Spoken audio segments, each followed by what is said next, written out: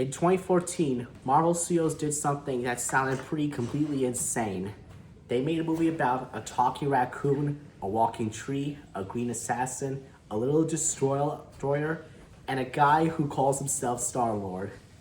There was no Iron Man, no Captain America, and not even Thor in this movie.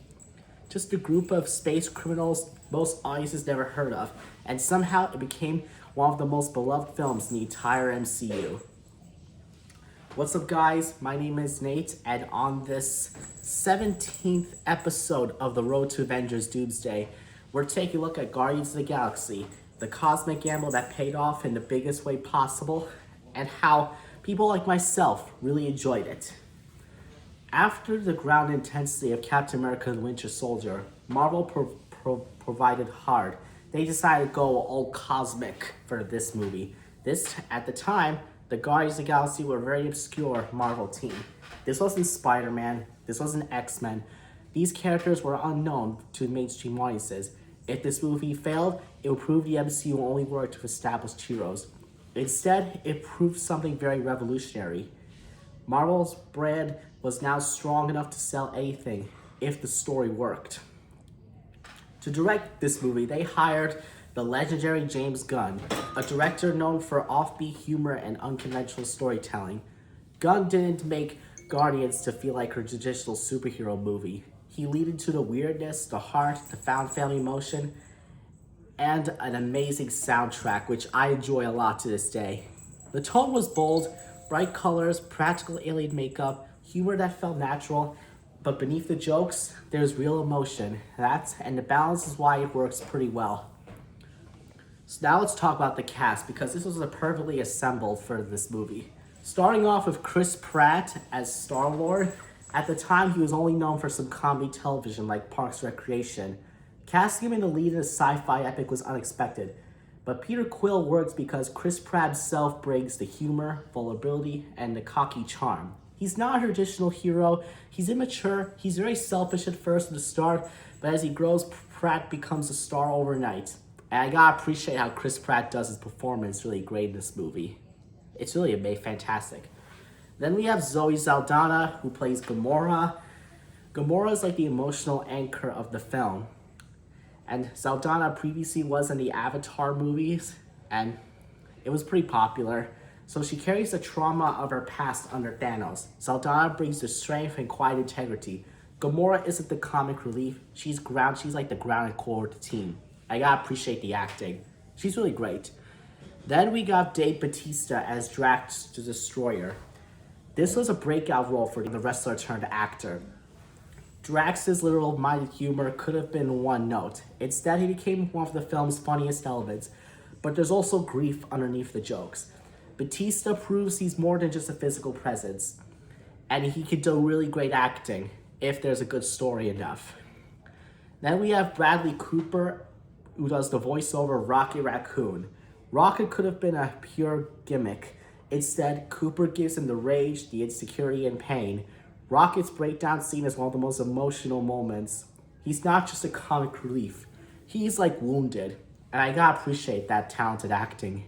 It's really fantastic. And lastly, we have Vin Diesel playing Groot. I only knew Vin Diesel from the Fast and Furious movies, but this was one of the best ones. With only 3 words said throughout the entire film, I am Groot. Diesel somehow makes Groot lovable, loyal, and heartbreaking. And that emotional sacrifice near the final battle, that still hits, to me, a lot. And let's talk about the supporting cast of the movie. Lee Pace as Ronan the Accuser is intense but somewhat overshadowed by the heroes. He does pretty phenomenal acting. And I also forgot Michael Rooker as Yondu, who has that whistling arrow, because, mind you, I cannot whistle well, but if I do, I would love to use his abilities. He's a great scene stealer with some surprising depth and humor. Then we also got Karen Gillan as Nebula, the cold, calculated setup future growth, and this was like where her story started, and her character will grow for the next few Marvel movies. And the other actors, John C. Reilly and Glenn Close, they have great acting credibility and world-building gravitas. Each character feels distinct, and every performance feels very intentional.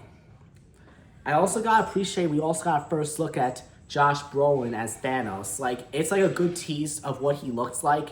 It looks really great and scary on that throne. I gotta tell you. But let's talk about the game changer of the movie. Awesome Mix Volume 1 changed blockbuster filmmaking. Classic songs were just background noises. They were storytelling devices. Music connects Peter to his mother. It grounds cosmic chaos and human emotion. It makes the movie unforgettable. And I enjoyed that soundtrack, and I still listen to it a lot, even from the other two movies. Here's why Guardians of the Galaxy works. It doesn't try to be cool, it embraces the weird side. It's about broken people finding family. Each Guardian has lost something. Together they gain something better. The humor works because the heart is real, and the action works because the characters matter. And why this unknown team mattered anyway? This movie proved the MCU was just about brand recognition. It's about storytelling. Marvel took a team most audiences never heard of and they made them into household names. That is bold filmmaking, my friends. That's confidence, and the confidence will allow Marvel to go bigger for the years to come. And in conclusion, Guardians of the Galaxy could have been a disaster, but instead it became a cultural phenomenon. It launched Chris Pratt to a star fandom, and he would do many other franchises following that. It made Rocket and Groot icons, introduced the cosmic side of the Marvel Universe, and when it proved that sometimes even the weirdest ideas could get turned to great surprises. And I like that a lot. The road to Avengers Doomsday isn't just saved by legends, it's built by misfits who refuse to quit. If you enjoyed this breakdown, make sure you like, subscribe to Nate Reviews, and tell me down in the comments, did you expect Guardians of the Galaxy to be this good back in 2014? This is Nate Reviews, and the road continues.